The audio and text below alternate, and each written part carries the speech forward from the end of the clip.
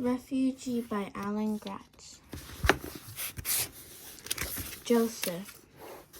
Somewhere on the Atlantic Ocean, 1939. 8 days from home. Finally, Chabos arrived. It was the day. Joseph would leave his childhood behind and become a man, and he could hardly contain his excitement.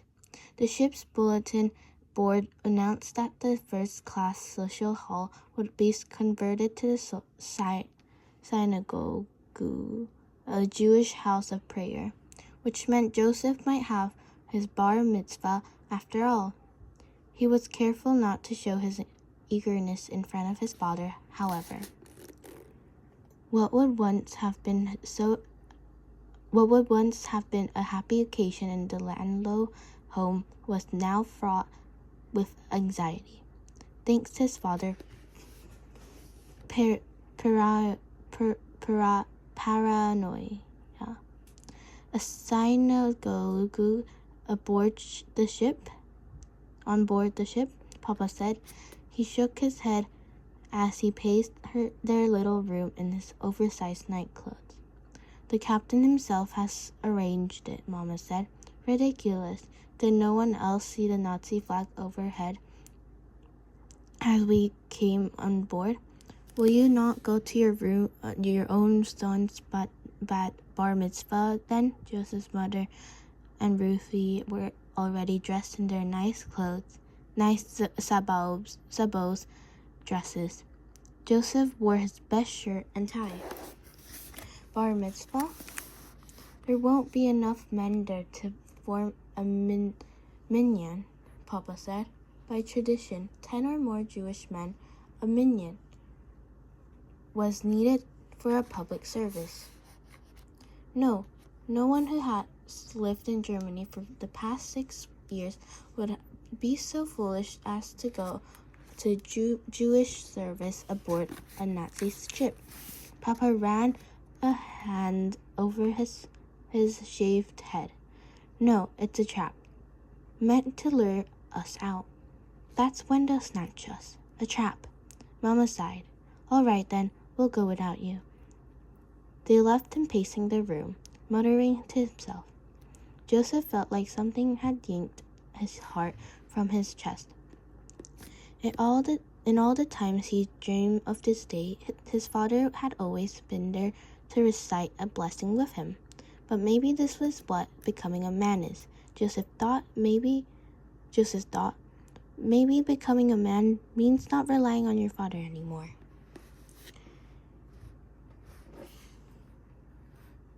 Joseph, his mother, and Rufie stopped short just side this first-class social hall. There weren't the required 10 men for the service. There were 100 men, probably more, all wearing yarmulkes on their heads and white and black talismans, prayer shawls around their shoulders. The card tables had been pushed to the side of the room, and stewards were adding more chairs to accommodate the crowd. A table at the front held the Torah scroll. Joseph stood and stared. It felt like ages since he'd been inside a synagogue. It happened before Kristallnacht.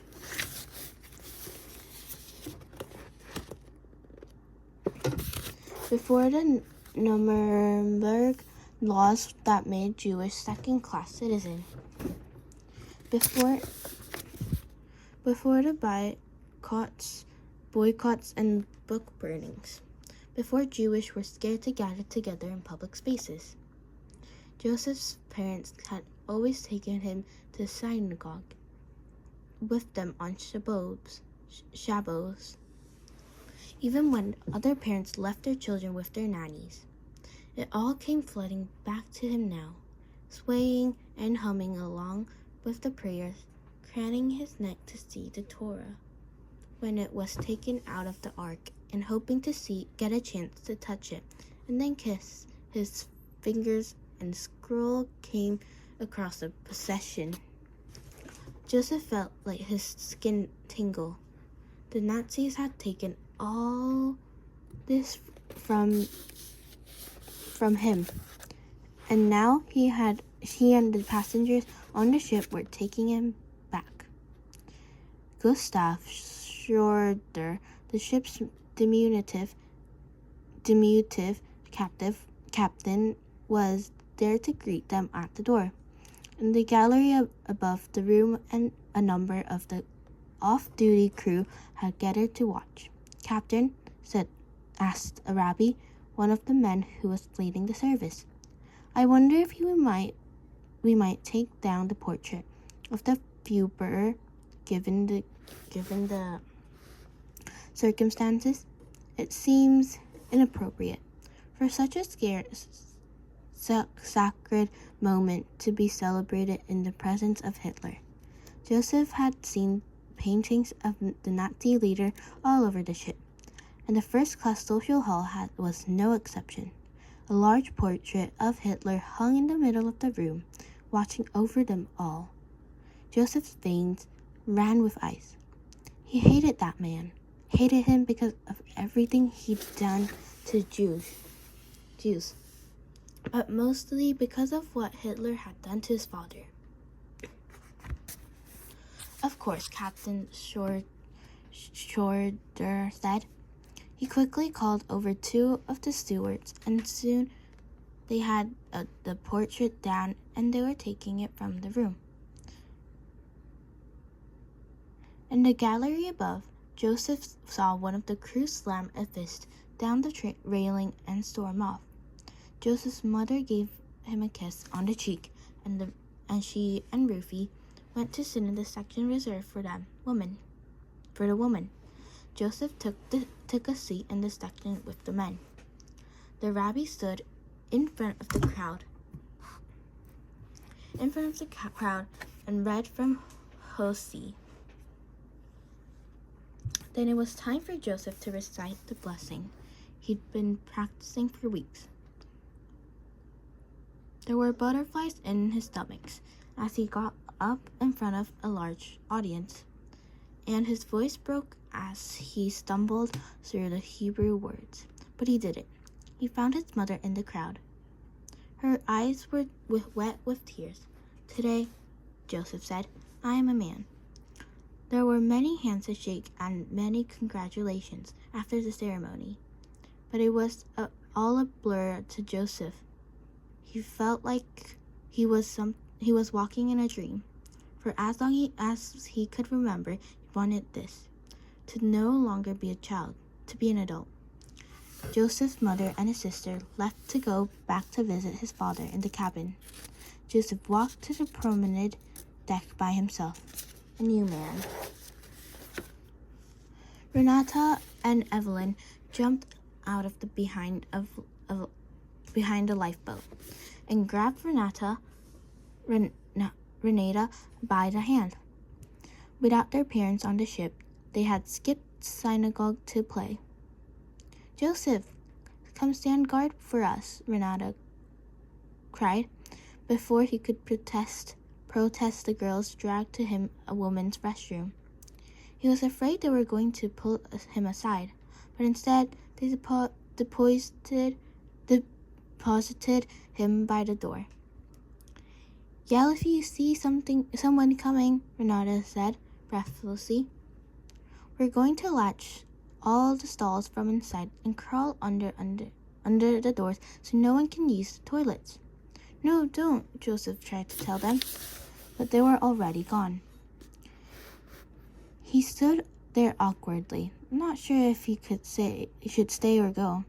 Soon the sisters ran back outside, hanging on each other with laughter. A young woman staggered past them, clutching her stomach and looking green. Renata and Evelyn got quiet, and Joseph could hear the woman desperately rattling the stall doors, looking for a toilet. The woman lurched out of the bathroom, looking even more green and desperate, and wobbled away. Renata and Evelyn burst into laughter. Joseph raised himself up. This isn't funny. Go in there and unlock those doors this minute. Just because you had your bar mitzvah doesn't mean you're an adult, Renata told him. And Evelyn stuck her tongue out of him. Come on, Evie, let's do the bathrooms on A deck. The girls tore away, and Joseph huffed. They were right. A bar mitzvah alone didn't make him an adult. Being responsible did. He walked on along the promenade, looking for a steward he could tell about the bathroom stalls. He was two stewards who had stopped to look over the side at the sea and came up behind them. Must be doing 16 knots easy, said one of the stewards. Captain's got the engines maxed out. Has to, the other said. Them other two ships in smaller and faster. They get to Cuba first and unload their passengers. And who knows? Cuba might decide she's full up with Jews, and we get there and turns us away. Joseph looked out to the sea. There wasn't another ship on the horizon as far he could see. What other ships were they talking about? More ships full of refugees, and why did it matter which one of got there first? Hadn't everyone on board already paid for visas? Cuba couldn't turn them away, could they? One of the stewards shook his head. There's something they're not telling us, the ship company. Something they're not telling Shorter. The captain's in a tight spot. He is. Wouldn't want to be him for all the sugar in Cuba. Joseph backed away. He'd already forgot about the stalls in the women's bathroom. If he and his family didn't make it to Cuba, if they weren't allowed in, where would they go?